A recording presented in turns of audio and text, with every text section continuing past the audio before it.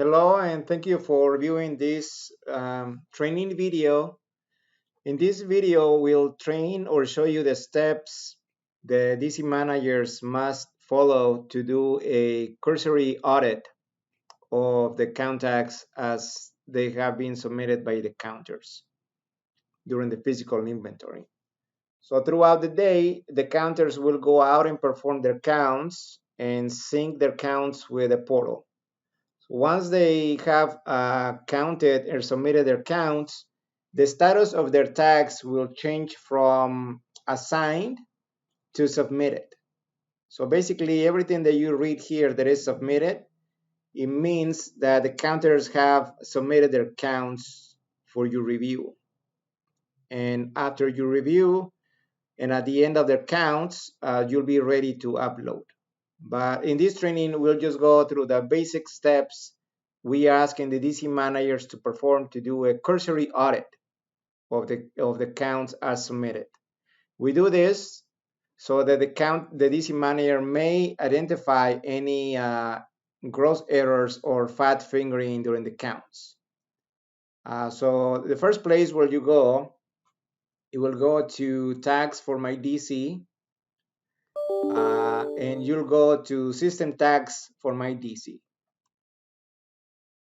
And what this is going to do is show you all of the system generated tags for your warehouse, excluding dynamic tags, right? So here we're looking at system tags, and you'll use your filters to do a review of the tags. So you can do your scroll downs and look for any errors that are easy identifiable, like for example 50 million or 50,000. If you see something like that, you will need to address it before you submit the counts to Oracle.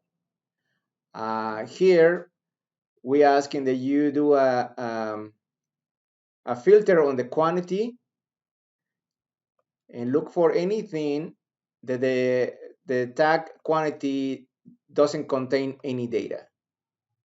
We do this because that will be a blank count, and the Oracle system will interpret that as a missing tag. So everything that is submitted either has to be a 0 or a count. And in this case, we are checking against any errors where the counter or the application allowed for a blank count. So filter by quantity and does not contain data and apply. So we don't have any tags like that right now.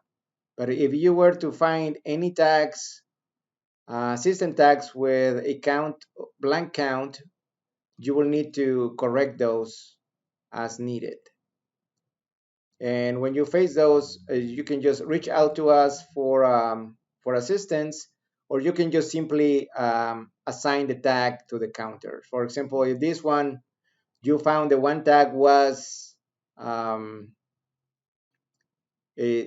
blank count, you will just find who was the counter and tell him to correct the count. And he will have to go back to his tablet, look for the tag and correct it and sync it again with you. So I'll show you what that looks. For example, here TN011, you can ask the counter to look for it. The tablet, the counter will go to the tablet and look for it, which was TN011.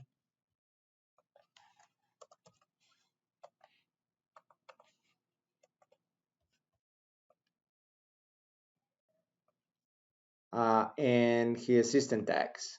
And there you go. He finds it. And then if this was blank, he will have to update it and to enter the right count and submit it again. So in this case, I want to change, for example, this 0 to 500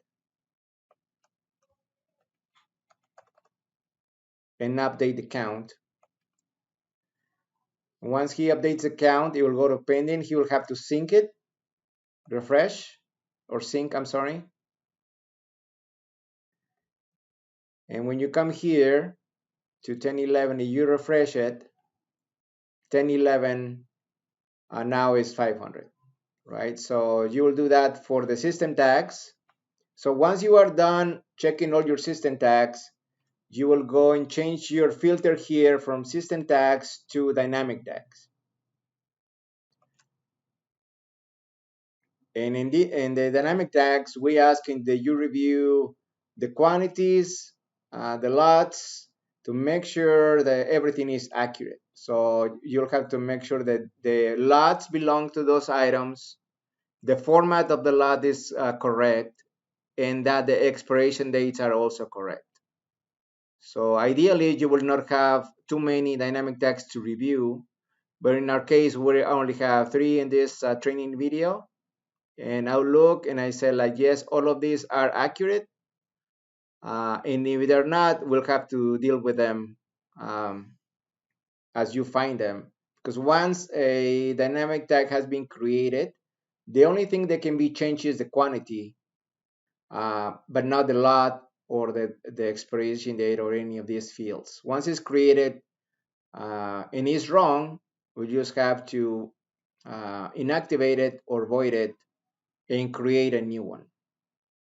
So you have 2 audits to perform before you do the upload to Oracle. One, to check your system tags for any gross errors. Also to check there is no blank counts. And third, you have to check for your dynamic tags to make sure that the lots and all of the data is accurate. So once you are completed with this, you are ready to move to the next step. Thank you for viewing this video and we'll talk to you soon.